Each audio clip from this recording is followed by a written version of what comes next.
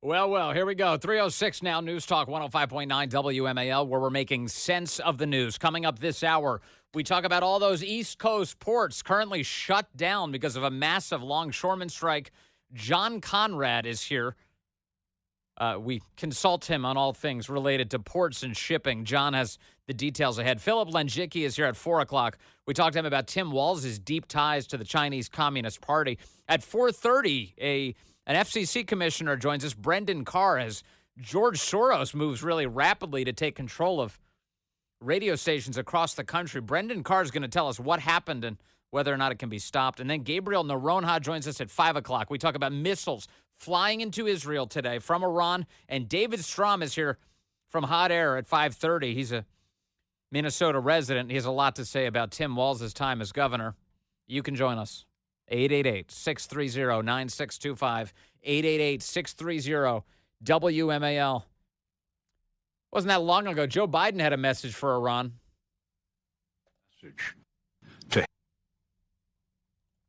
I wonder, what is your message to Hezbollah and its backer, Iran? Don't. Don't come across the border. Don't escalate this war. That's right. The other lady in charge of the administration also got the same message. Don't. As President Biden said, just don't. Exactly. One word. Pretty straightforward. Well, they don't care what Biden and Harris have to say because Iran fired some 200-plus ballistic missiles today on Israel. That's now the second time this year Iran has directly fired off an attack of this nature, of all sorts of projectiles flying into the sovereign territory of Israel. Most of them were intercepted by Israeli defense systems with assists from outside forces, including the United States. Some of them did make contact with the ground. Israel is saying today that there are no casualties, which is the good news here. But Iran, with a very forceful presentation of arms into Israel today. You can hear some of the sounds here, just all sorts of videos being filmed across Israel. Here's one Israeli man filming the rockets flying in. We are now in Israel. This is from my house. Have to see what's happened here. 102 rockets is coming from Iran. The crazy military rockets. We have to see. This is from my house. What's happened? All the world have to see what's happened in our sky now in Israel. This is crazy attack from Iran.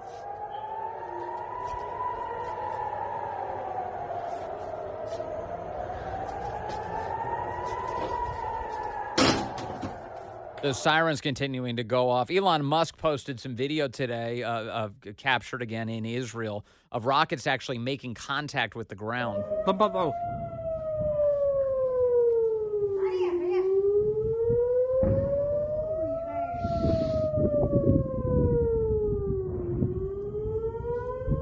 Many of those rockets, missiles being captured in midair by the Israeli defense systems, but some indeed making contact with the ground. Joe Biden and Kamala Harris, of course, have laid the groundwork for a lot of this, including that they lifted all sorts of sanctions on Iran, gave them a tremendous amount of money, resources, enabled them to have such a deep relationship with China to sell so much energy, and to use all of this incoming cash to fund terror all across the Middle East. It was October 7th of last year, of course, that Hamas led that terror attack into Israel. Israel fighting back against that, leading to a number of very cunning and effective attacks by Israel against their enemies, Hamas and Hezbollah, especially in these last few weeks.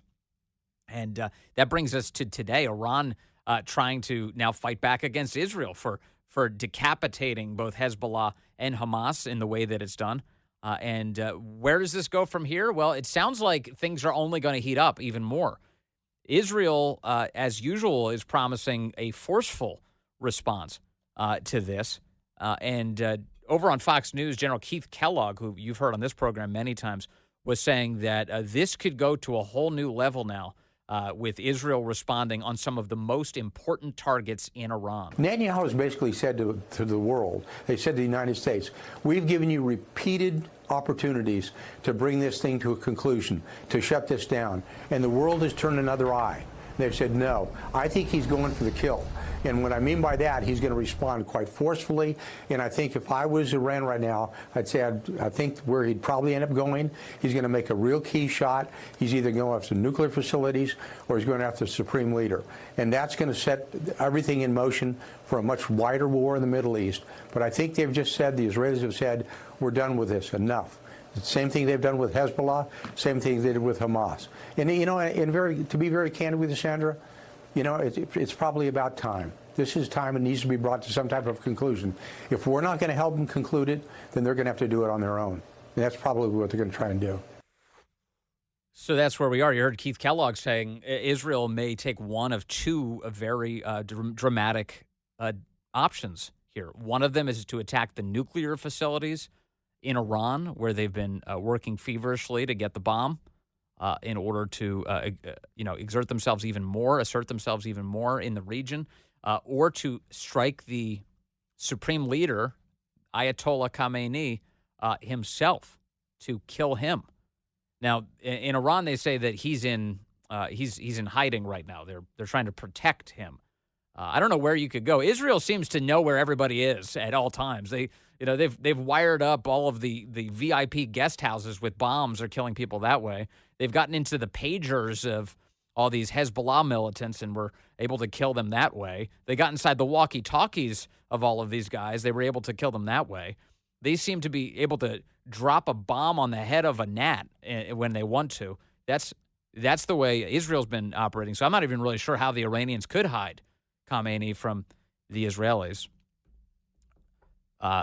Once again, as always, we'll see what happens. Now, Keith Kellogg points out that these nuclear sites may be the target. New York Times agreeing today. They say that some of the more extreme scenarios being explored this time, according to American officials speaking to the New York Times, involve Israel striking at nuclear facilities, particularly at enrichment sites at Natanz, which is the heart of the Iranian program. It is at Natanz, north of Isfahan, that Iran has produced its near bomb-grade uranium, which American officials said could be converted to bomb-grade in days or weeks. It would take far longer to produce a nuclear weapon, the Times says. But that seems to be where things are going. And, President Trump, for his part, he's out there saying it didn't have to be this way. He was posting to Truth Social earlier today. This war was totally preventable, he wrote. It should have never happened. If I were president, it would not have happened. It would not have happened. President Trump also released an ad today that included the expected assault by Iran. There were a couple hours of notice by the American intelligence community that it looked like these ballistic missiles were going to be heading into Israel. And in the wake of those headlines this morning, President Trump's campaign has released an ad that includes those details and talking about Kamala Harris's immense foreign policy weakness. Do you trust Kamala Harris to get this mess over with? How could you? Here's the Trump campaign. Like us, China also saw their weakness. So did Putin. Then he invaded Ukraine. Hamas saw Harris' anti-Israel statements and will use it as a green light to keep murdering Israelis. And Iran thinks Harris is so incompetent. New intel shows they're trying to help Harris win the election. America doesn't need another TikTok performer. We need the strength that will protect us. I'm Donald J. Trump, and I approve this message. America doesn't need another TikTok performer. You heard the spokesman there say, as there's a picture of Kamala Harris dancing around like a fool on screen. Meanwhile, the rest of the ad filled with all of the haunting reminders of just how chaotic the whole planet is right now. Last one for you on Israel, just for the moment, because we are going to get to this in greater detail coming up with Gabriel Noronha at 5 o'clock. But Jake Sullivan, the national security advisor, was speaking to the press today, trying to allay their concerns, telling them things like, well, Biden and Harris were monitoring all of this from the Situation Room today. Really? They were monitoring it from the Situation Room. I was monitoring it from the studio. Do I get the same credit they get for their uselessness today? What is that? They were monitoring. They were watching things. They were doing a lot of watching today. Yeah, as the world continues to fall apart with them at the helm. Jake Sullivan saying today that they're monitoring everything moment by moment, just to really emphasize the point that they're doing a lot of monitoring. Remember what Jake Sullivan said last year? This is him in October of last year. And what we said is we want to depressurize, de-escalate, and ultimately integrate the Middle East region. The war in Yemen is in its 19-month of truce. For now, the Iranian attacks against U.S. forces have stopped. Our presence in Iraq is stable. I emphasize for now because all of that can change. And the Middle East region is quieter today than it has been in 2 decades. You hear that? You hear how quiet it is in the Middle East region? It's quieter today than it has been in the last 2 decades.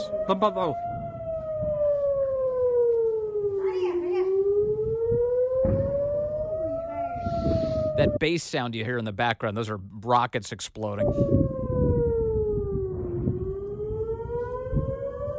Yeah, it's very quiet over there.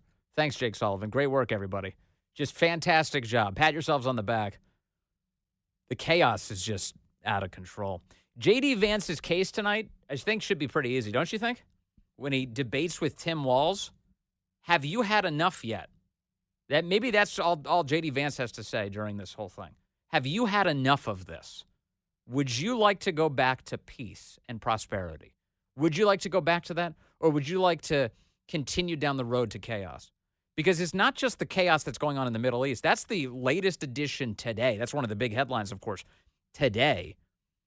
But you also have the fact that all of the East Coast ports on the eastern seaboard are shut down in the United States of America right now. All of them. The Longshoremen's Union has shut down all of the ports today because they're arguing that they deserve much higher pay. Much higher pay. You heard this guy, Harold Daggett, who's been going on television on behalf of the Longshoremen. We played some audio from him yesterday. He's something else. He said, I played this audio I played yesterday about how he said Biden's been screaming at him. He's like, please don't shut down the ports. Please don't shut down the ports. Here's how that sounded. Now I have the president screaming at me. I'm putting a Taft-Hartley on you. Go ahead. Taft-Hartley means I have to go back to work for 90 days. By the way, another sign that the White House is lying about all this, because they just released a statement from today, I think it was today, where Biden says, I don't believe in Taft-Hartley. And yet here he is, I guess behind the scenes, yelling at the union guy that he wants to potentially invoke the law to force all of these guys back to work. Biden's not going to do it because he's a coward in the face of all of this. He's going to let the unions roll him. As a cooling off period. Do you think when I go back for 90 days, those men are going to go to work on that pier? It's going to cost the companies money to pay their salaries. Well, they went from 30 moves an hour maybe to 8. They're going to be like this.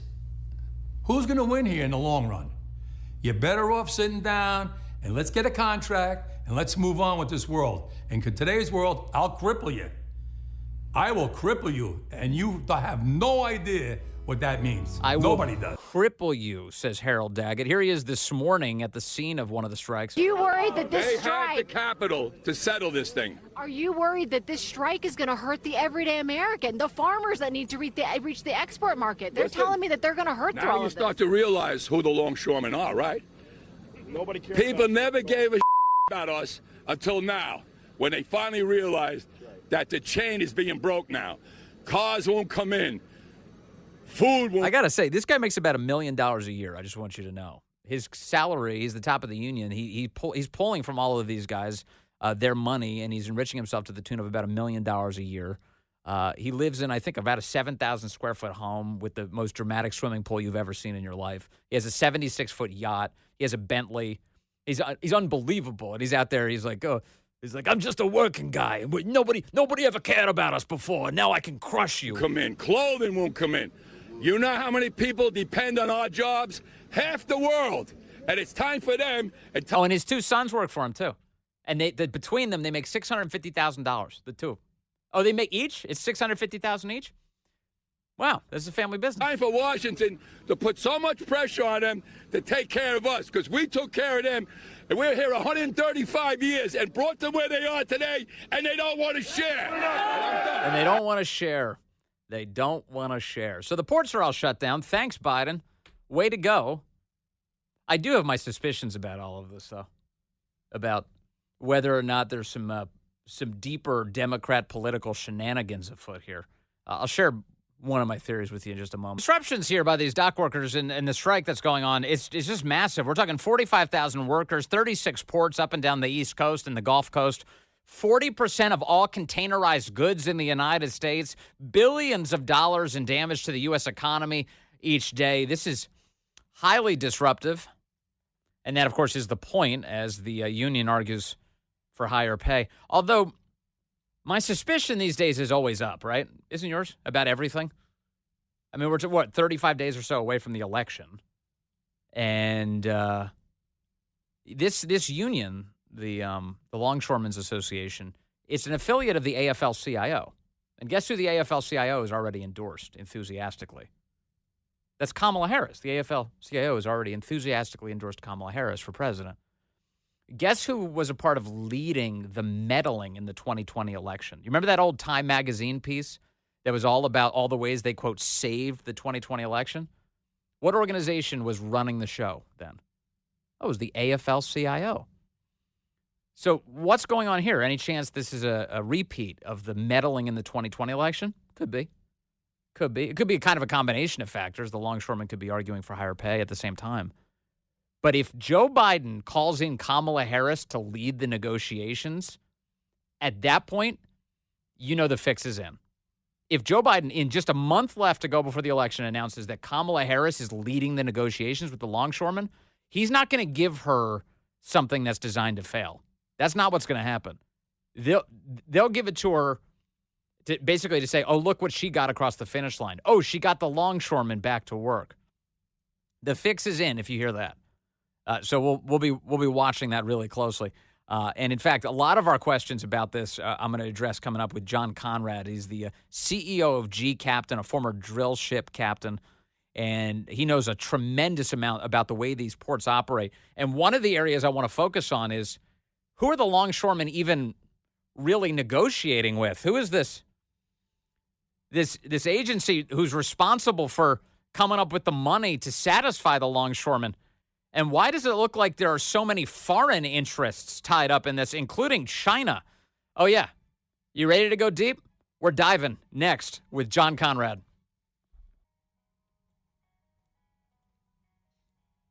Hey, good afternoon to you. 3:35 here, News Talk 105.9 WMAL, where we're making sense of the news. Coming up, 4 o'clock, Philip Lenjicki from the Daily Caller News Foundation, China expert. We'll talk to him about Tim Walz's many connections to China, including some of the new information that demonstrates he wasn't exactly straight with us on that subject. Brendan Carr, FCC Commissioner, will be with us at 4:30 as the Soros family takes over some 200-plus radio stations across our country just ahead of the election. Seems like a big deal. Gabriel Noronha talks to us about Iran at 5 o'clock, and David Strom is here to give us a preview of tonight's vice presidential debate at 5:30. You can join us at 888-630-9625. 888-630-WMAL. I've also been talking to the members here on the ground, the individuals here that are now taking to the picket line. They tell me one of their top concerns, inflation that we have all been living under for the past 4 years. They say that their wages are not adequately keeping up with the cost of living increase and that they need these wage increases reflected in their next contract so they can just keep up. Dock workers all across the East Coast and the Gulf Coast going on strike today, a staggering impact to the U.S. economy. For more on this, I want to bring in one of our favorite experts on shipping, perhaps our favorite, actually, John Konrad, the CEO of G Captain, a former drill ship captain, and the author of Fire on the Horizon, joins us now. Hello, John. Good to have you with us, sir. Thank you so much for having me.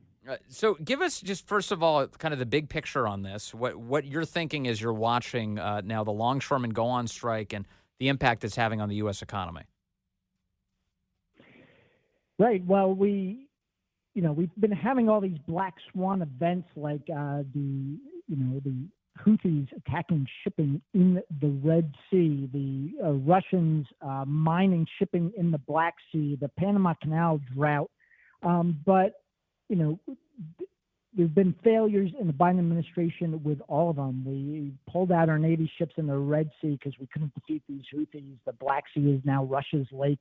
But while this is all going on, and while the mainstream media has not been paying attention, there's something that is not a black swan. This port strike was well announced. It's been announced for 2 months. We knew that the strike would be contentious. And we've also known that the Longshoremen's Union is striking against the USMX, which is an organization of foreign ship owners. It's Maersk, it's MSC. But more importantly, it's a representative from Costco, not Costco, the retailer, but Costco, the Chinese shipping company, has a seat on the board in the negotiations. And what we learned from the port congestion crisis is when the ships don't get into ports, the foreign ship owners, which are flooding our country with cheap Chinese-made goods, they make record profits because they can increase the freight rates on the ship because there is limited space.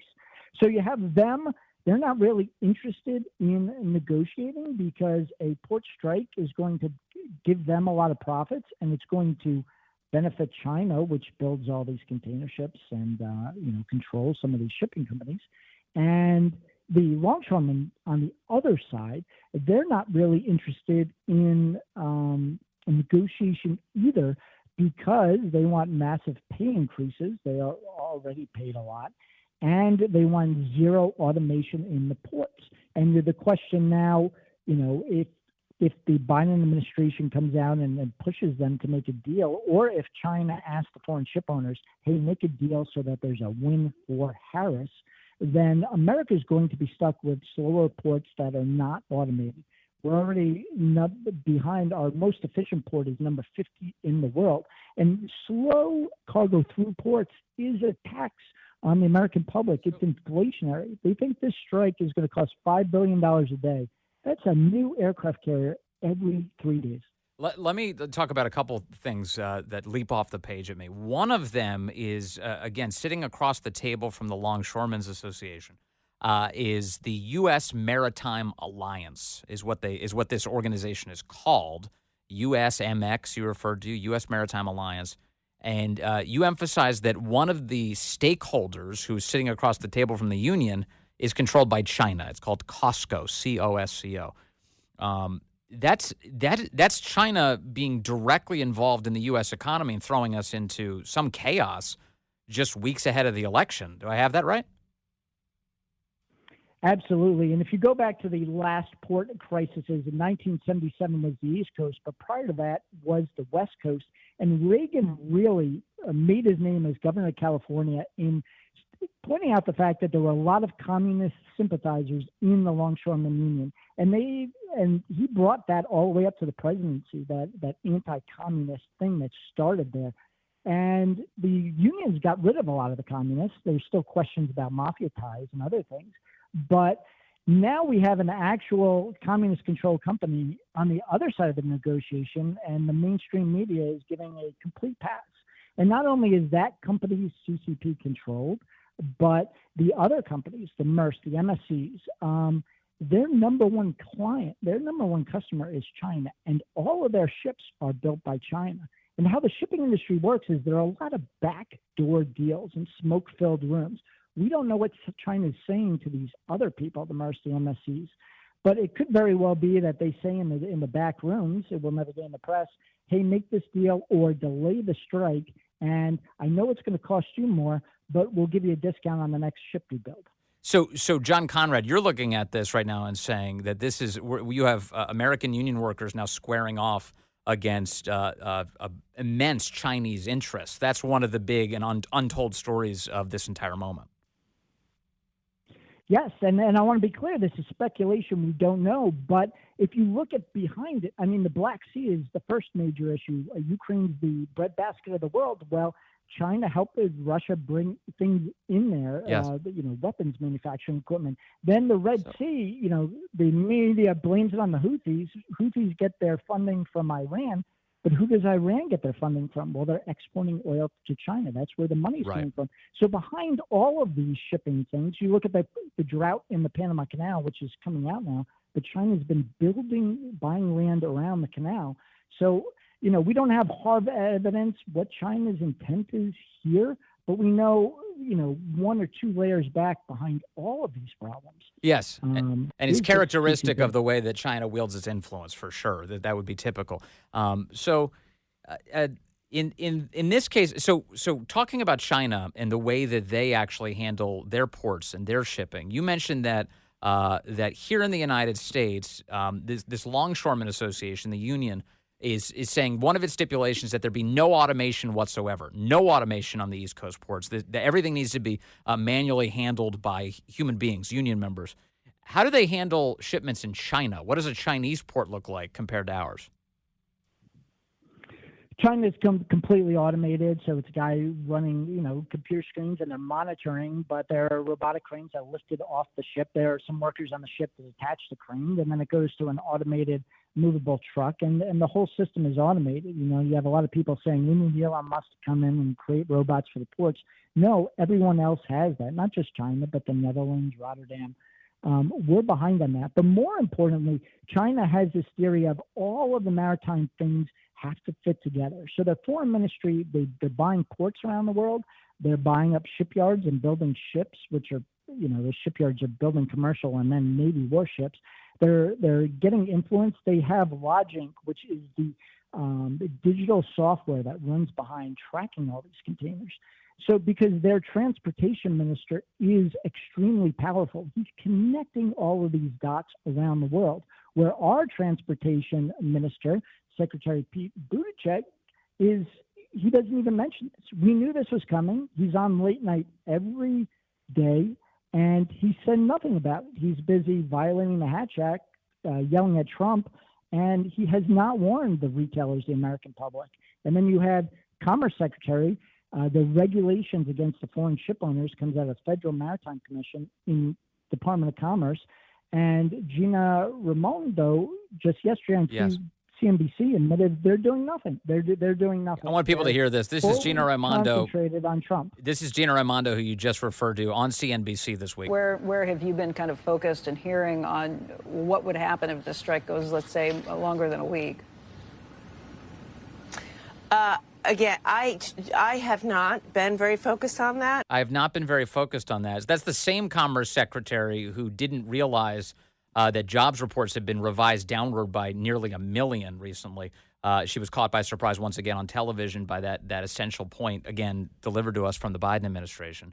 And so as I'm looking at this, John Konrad, the Commerce Secretary should be aware of an industry like this one, 45,000 workers, 36 ports, 40% of all containerized goods in the United States.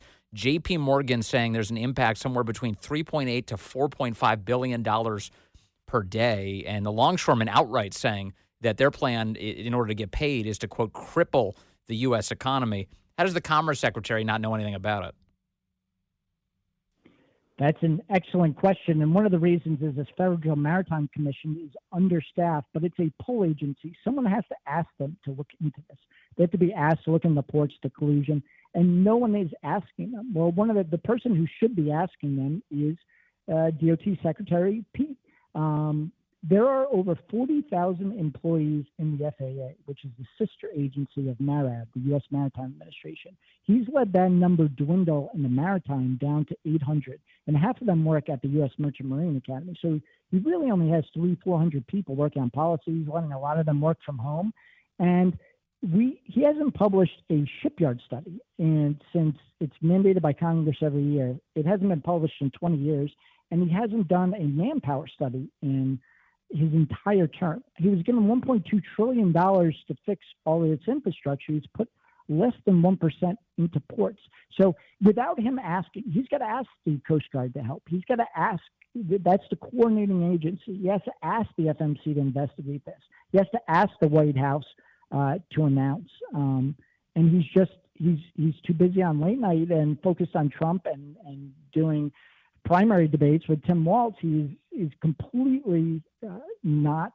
I mean, you can't find anything. You go down his tweets, even with the Red Sea. He's in charge of the the Merchant Marine. They're getting attacked, and he hasn't said thank you once to the merchant mariners there delivering military supplies. So we have a lot of things going on simultaneously. One, of course, is Hurricane Helene just has caused so much damage to the United States and the southeast United States this past week. And one of the elements of that story that's awful is that FEMA, responsible for responding to these disasters, on their website they say their number one priority is not emergency preparedness. They say it's equity. Equity is their number one priority at FEMA. And John Konrad, I just checked Pete Buttigieg's website, transportation.gov, and they have a whole webpage called Priorities. Their number one priority, equity. Their number two priority, climate and sustainability. John, these are not people who are focused on keeping the ships coming in. I wish they were, because I'm a Republican, but I'm a member of the Organization of Black Maritime Graduates. Even though I'm white, I support this. But the fact is they are failing on there, too. Out of all the services, Coast Guard, Navy, Merchant Marine, the whitest and most male is the U.S. Merchant Marine under Pete Buttigieg. There are women getting raped. Midshipman ex-head coach got raped at his college, U.S. Merchant Marine Academy. And other women have come out, and he hasn't made one arrest. There hasn't been one arrest against the rapist.